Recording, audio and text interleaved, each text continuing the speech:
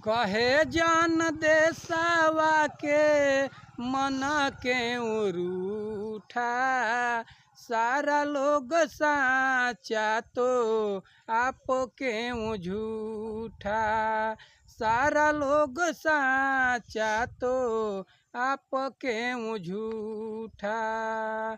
बोलो मुस्का के चाहे आंसू बहा के, मन क्यों मैला रहा गंगा भी नहा के, अपना भी रहते क्यों दूसरे ने लूटा, आप क्यों झूठा।